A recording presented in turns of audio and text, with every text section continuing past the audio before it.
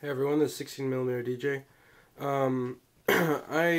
As you can see, I have got this iMac here. This is the iMac G3 600 megahertz version. It's the sort of dark blue, as you can see back there. I'll turn it around in a little while. But as you can see, I have the matching keyboard and mouse. But I'm basically using this right now because just on Friday, somebody broke into our house and stole all of our computers, or a whole bunch of them at least.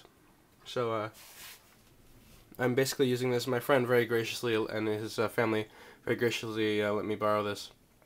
And I've been sort of figuring out Mac OS, OS X, and just sort of figuring out how to use this darn thing. So it's, as I mentioned, 600 megahertz, so it's quite slow. But let's go ahead and turn it on here and see what happens. Bong. It starts up fairly quickly. First CRT has to warm up and start doing all these things. I used these back in... oh, I forgot about the CRT flicker. I used these back in elementary school in the computer lab. I had this crazy, scary computer typing teacher, and his name was Mr. Carter, and he was really scared the crap out of me. Because he used to get really mad if you didn't type, if he held a card over your hands. But anyway, here we go. Once again, I do apologize for this nasty flicker we got going on here. And this desktop wasn't the one that came with it. I just decided to put it on there because I really like the background for all the modern Macs. This is, I think, 10.4.1 Mac OS X. I don't know why this thing opens automatically, but it's a little annoying. Normally, I'm using this one right now, this mouse, but normally I'd be using this one here. So, anyway, I just thought I'd sort of give you a look-see about this. It's basically, altogether has 4 USB ports. These 2 ones on the keyboard. One is generally used for the mouse, because it's convenient, and the mouse cord is also very short. It's like 2 feet long, probably. And these are low-power USB ports, so you can't really do much except for... I think you can actually put an iPod Shuffle in, because it's one of the older ones with the USB thing underneath the cover. And because it's low-power enough that you can actually do that. And then, if I turn it around... let me sort of stick this up here. Pull it back.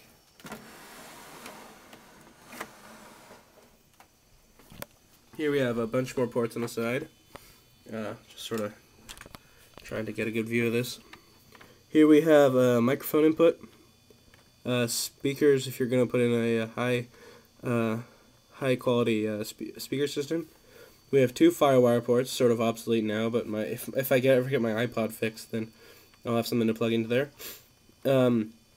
This is the restart button. That's the I think it's a sleep button. I can't exactly remember what the logos are for. That's for your phone connection if you use dial-up. Here are the 2 USB ports. One is used by this USB hub, and that sometimes works, and then the other is used by the keyboard and mouse. Here we have our Ethernet plug. And of course, what is so cool about these iMacs is how they're designed. You can literally see straight through the side of them. You can see the CRT, which takes up most of the space, and I'm assuming creates most of the heat, because these things get quite hot. And what some people notice about these things is they don't have any internal fans. It uses all convection cooling. So basically there's a vent at the bottom of this thing. I don't know how well you can see it, but right about there, sort of grate. And then there's another one on top. And actually it's quite warm right now, because I was using this a little while ago. This one's a little scratched up on this side. Let me show you on the other side. There's basically nothing, but it's a much better view of the... Oh, maybe not, but... Anyway, you can get an idea of how see-through it is. You can see the CRT, as I said. You can't really see much of the computer except for some heat sinks right there. And that's pretty much it. And these things get quite hot, depending on what type of program you're using, and if you're using the CPU for Flash, etc. And actually, this thing is surprisingly heavy. I think I'll actually pick it up and take it over my parents' scale and just weigh it and post that up in the information box. Let me just sort of stand up and get a better view of this thing, or different angles. So there it is. Nice Apple logo. There's a little microphone. There's the handle slash. It's sort of like the originally. It's sort of designed like the original Mac, Macintosh. It's got the handle on top. It doesn't hold it up like straight up. It holds it sort of like so the screen faces down. But it's a really good way to move it around. And these things, I'm assuming, are like 50 pounds. They're quite heavy. In the back, I believe we have another Apple logo right there with some white out there that my friend put on when he was much younger. But let me show you some of the programs I got installed on this. I was really excited to get another computer so I could put Chrome on it, but turns out Google Chrome can only work on computers with Intel-based processors. So let's go ahead and open up the dock here. There, of course, is, here I'll zoom in. There, of course, is Finder, Dashboard, Safari, Word, Word 2004, iTunes, of course, Entourage, QuickTime Player, Audacity, Flash MX 2004, iPhoto, iMovie, Mail, of course, iChat, Address Book, Sherlock, which I'm not quite sure that is. I think it's some sort of fancy searching device, but never be sure. Image Browser, and System Preferences, and that's basically a button that. Oh my God, sorry, I didn't realize how bad my video job was. But there's the trash. Oh, and the spring, basically, if I click on it, it'll open up Safari. As you can see, it's bouncing there. The little indicator came on underneath there, and it will take me directly to the Apple website. And of course, on this old iMac, we have a commercial for the new, very, very shiny MacBook Pros. Oh look, oh, this line is coming out. I do not know much about Mac OS and Apple computers, but I'm sort of learning a little bit.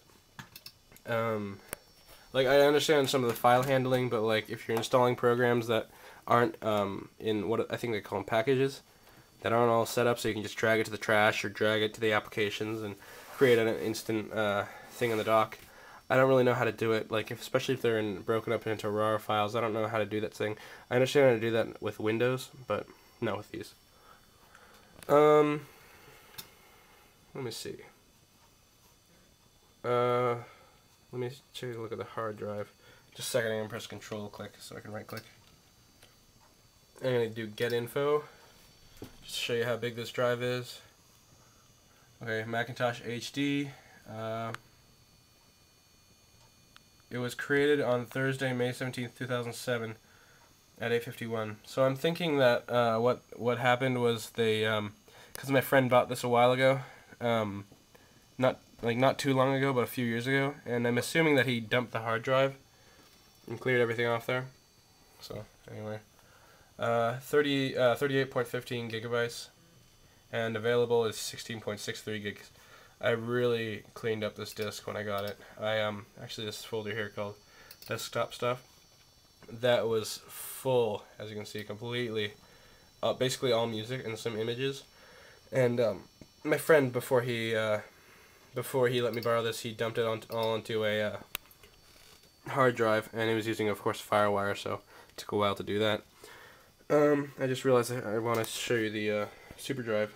Or I guess this is an early super drive. I don't know if that's what they called it. But here. Oh, sorry. And that goes. I didn't realize this was CD-RW. I didn't realize it was able to read and write. I guess that's rewritable, not read and write. But let's see.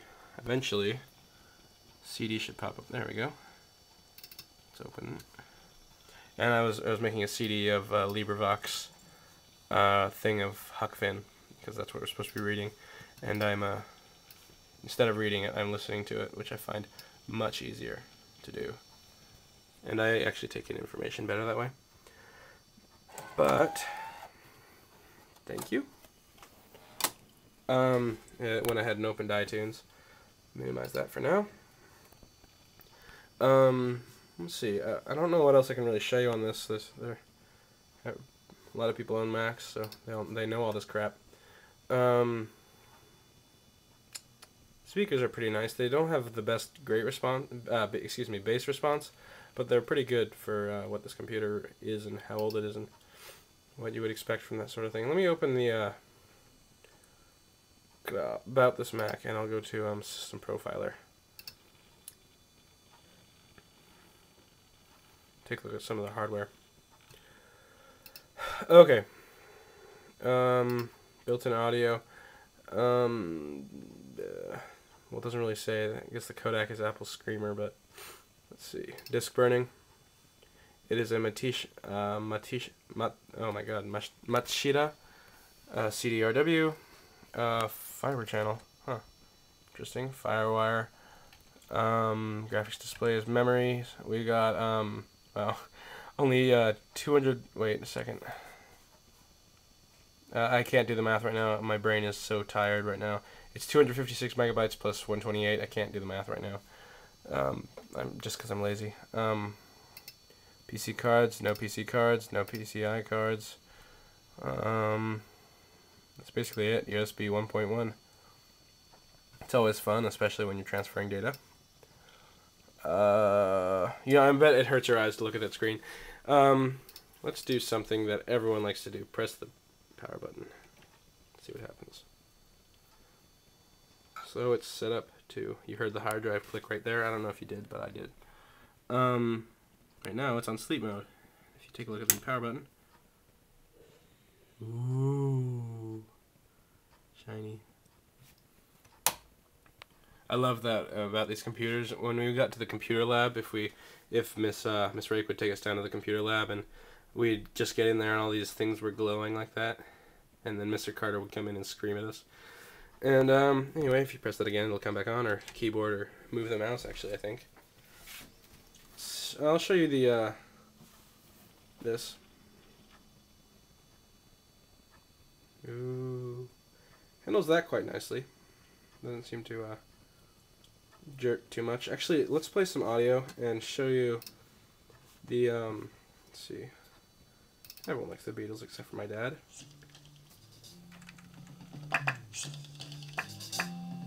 Come on. Let's do this. Command T.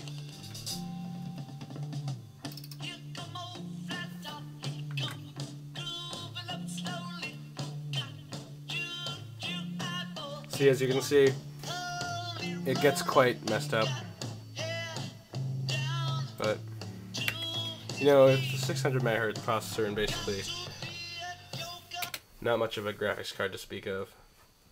I guess that's good. And it's good. Actually, loading web pages is kind of like watching paint dry. Let's go to Google. Google, of course, is pretty fast. Let's go to Gmail. Cool. Skype, email. Let's go to YouTube just to show you how horrible this thing is. And of course we got like ads on YouTube page, so it's gonna take forever. Then we're gonna get the Tron ad. 3, 2, there we go. Oh, never mind. Now I'm kind of excited to see Tron. But anyway, there's some flash for you. Let's go look at another video here. Basically, the only way you can really watch videos is if you put it to 240p. Let's try to find one that's, I'm sure, not to be in HD. You know what? I'll go to my favorites. I could have just closed that ad and it would have made everything so much faster. Oh, I'm almost running out of time. Just click on this, and then I'll stop it. Ah, go faster. That's 360p. But I don't have any more time. Alright, thanks for watching this video. I'm sorry I took so much of your time up. I'm sort of bonked out after school. I will make another video soon, and the sad thing is, when I edit this video, I might not even be able to edit it because I can't see the video. Anyway, gotta end. Thanks for watching. See you later.